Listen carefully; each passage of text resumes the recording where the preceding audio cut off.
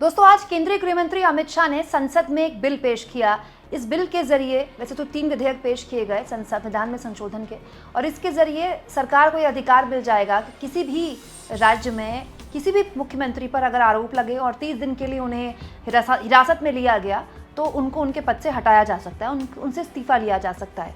और इसी दौरान केंद्रीय गृह मंत्री अमित शाह के चेहरे पर उस बिल के पेपर इस तरह से फाड़े गए और उसके बाद कुछ इस तरह से हवा में उड़ाए गए। दोस्तों, इसको लेकर 2 खबरें लगातार बैक टू बैक आपके सामने मैं रख चुकी हूँ, लेकिन आज मैं केंद्रीय गृह मंत्री अमित शाह की वो तस्वीर भी रखना चाहती हूँ जो बहुत पुरानी नहीं है, कुछ साल पहले। दोस्तों, अमित शाह तब नए बीजेपी के राष्ट्रीय अध्यक्ष बने थे और बीजेपी असम में अपनी सरकार बनाना चाहती थी। दोस्तों, हेमंत बिस्व शर्मा जो इस वक्त केंद्रीय गृह मंत्री अमित शाह और मोदी जी के बड़े करीब माने जाते हैं, ये कांग्रेस में थे, कांग्रेस के अमित शाह थे, ये नॉर्थ ईस्ट के।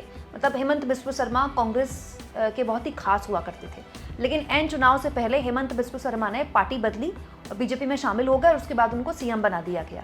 अच्छा, दिलचस्प ये है दोस्तों कि बीजेपी जब हेमंत बिस्व शर्मा कांग्रेस में थे तो उन पर खूब भ्रष्टाचार के आरोप लगाती थी, खूब भ्रष्टाचार के आरोप। लेकिन उसके बाद हेमंत बिस्व शर्मा बीजेपी में शामिल हो गए, तब दोस्तों अमित शाह उस वक्त के तत्कालीन बीजेपी के राष्ट्रीय अध्यक्ष प्रेस कॉन्फ्रेंस में इन सवालों का जवाब नहीं दे पाए। रिपोर्टर उनसे पूछ रहे थे कि अब आप मुझे बताइए कि हेमंत बिस्व शर्मा जिनको लेकर आप इतने तरह के आरोप लगाते थे भ्रष्टाचार, वो भ्रष्टाचारी हैं कि नहीं है। दोस्तों, जवाब सुनिए उस वक्त के बीजेपी के राष्ट्रीय अध्यक्ष अमित शाह ने किस तरह का दिया था।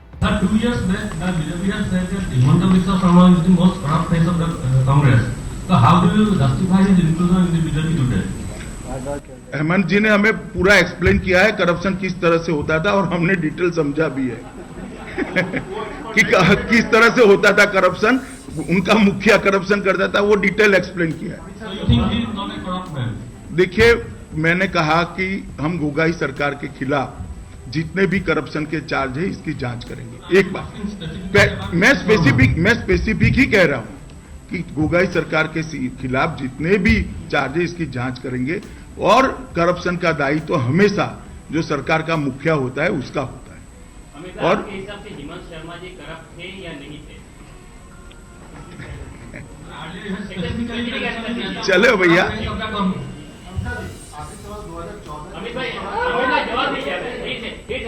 जी मैं जवाब देना नहीं चाहता इसका। इस तरह से क्वेश्चन नहीं करते भैया। मेरी मान्यता से क्या होता है भाई, हमने कहा जांच करेंगे तो जो होगा इसकी जांच होगी।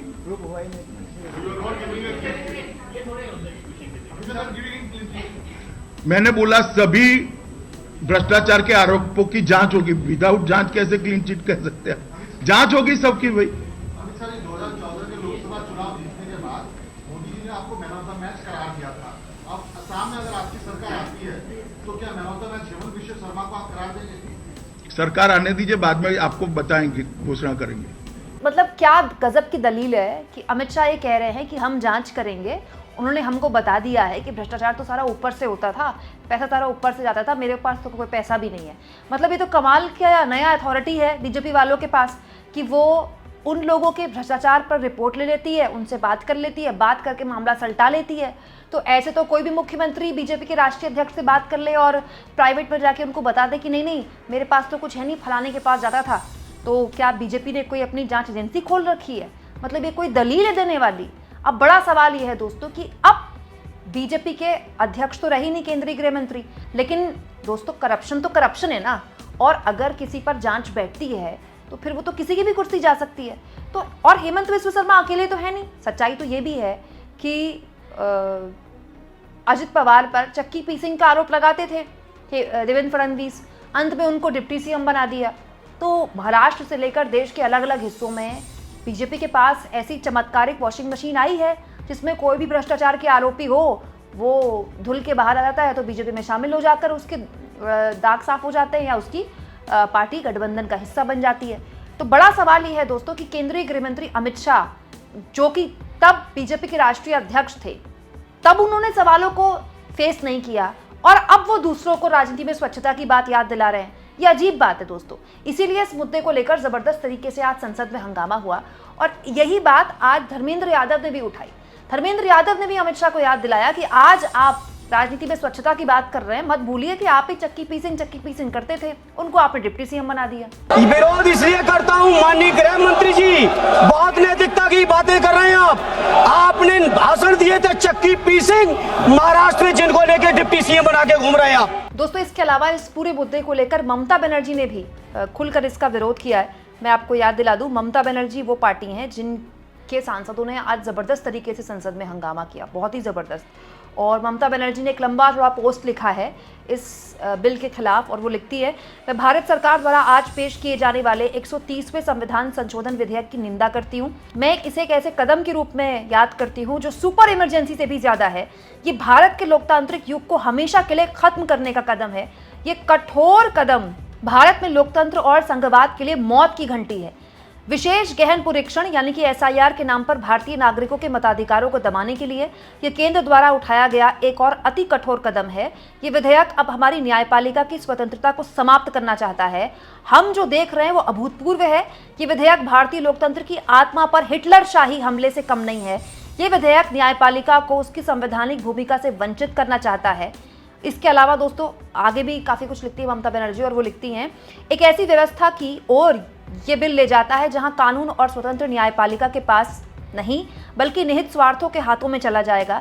ये एक ऐसा शासन स्थापित करने के भयानक प्रयास हैं जहां न्यायिक जांच को दबा दिया जाता है, संवैधानिक सुरक्षा उपायों को ध्वस्त कर दिया जाता है और जनता के अधिकारों को कुचला जाता है। इसी तरह सत्तावादी शासन, यहाँ तक कि इतिहास में फांसीवादी शासन भी सत्ता को मजबूत करते रहे हैं। ये उसी मानसिकता की बू वाली बात है जिसकी दुनिया में 20वीं सदी से सबसे काले अध्यायों में निंदा हुई है। न्यायालय को कमजोर करना, जनता को कमजोर करना है।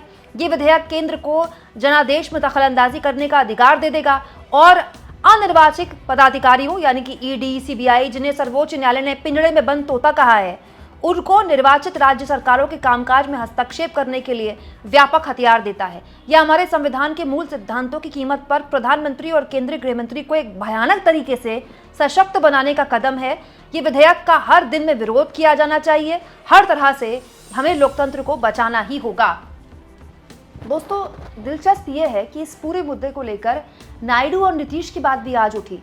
KC वेणुगोपाल ने यही बोला कि दरअसल इस विधेयक के जरिए न केवल विपक्षी पार्टियों को कमजोर करने की कोशिश की जाएगी बल्कि ये तो ब्लैकमेल करने का हथियार है नायडू और नीतीश को भी। ये एक ऐसा कदम है, विपक्ष कहता है कि एक ऐसा कदम है जिसमें आप हमेशा के लिए एक पार्टी का राज स्थापित कर देंगे। दोस्तों, लोग तो ये भी कह रहे हैं कि ये 1 नेशन 1 इलेक्शन का अगला अध्याय है। 1 नेशन 1 इलेक्शन से आगे बढ़कर सरकार एक ऐसा राजतंत्र स्थापित करना चाहती है। विपक्ष कह रहा है एक ऐसी व्यवस्था स्थापित हो जाएगी जिसमें केंद्र में भी सरकार इन्हीं की होगी और राज्य में भी जिनको ये चाहेंगे, जब तक ये चाहेंगे, इनकी सरकार स्थापित होगी। दोस्तों, विपक्ष कहता है कि ये एक ऐसी व्यवस्था पैदा कर देगा जिसमें बस कहने के लिए हमारे देश में लोकतंत्र रहेगा। लोगों को ऐसा लगेगा कि वो हर 5 साल में वोट दे रहे हैं, लेकिन एक्चुअली में आप सोचिए, अगर जनता किसी एक मुख्यमंत्री को चुनती है, किसी एक पार्टी की सरकार बनती है, और आरोप तो किसी पर भी हो लग सकते हैं। दोस्तों, आरोप लगना और आरोप सिद्ध होना 2 अलग अलग बात है। हमारे देश के कानून का एक बिल्कुल बेसिक मतलब उसमें एक बहुत ही, इसमें कोई शक व शुबात नहीं है। अगर आप पर कोई आरोप लग रहा है तो आप आरोपी नहीं हैं। आप तब तक आरोपी नहीं हैं, आप तब तक निर्दोष माने जाएंगे जब तक आरोप सिद्ध नहीं हो जाते। लेकिन यहाँ तो बस आरोप लगना ही काफ़ी है। बस केवल 30 दिन आप अगर हिरासत में रहते हैं तो आपकी कुर्सी चली जाएगी, कुर्सी चली गई तो आपकी पार्टी चली जाएगी, आपकी पार्टी टूट सकती है, आपकी सरकार गिर सकती है। मतलब ये तो ऐसी स्थिति हो गई कि जनता एक मुख्यमंत्री को चुन रही है, लेकिन ED CBI जब चाहे किसी को भी डिस्टेबलाइज कर सकती है। आप इस मुद्दे पर क्या सोचते हैं दोस्तों? जिस तरह का विरोध आज संसद में हुआ, अमित शाह के ऊपर फटे हुए बिल के पेपर फाड़े गए, उनको फेंके गए उनके ऊपर, क्या ये ठीक हुआ? कमेंट बॉक्स में ज़रूर लिखें और जितना हो सके चैनल को शेयर भी करें दोस्तों, सब्सक्राइब भी करें।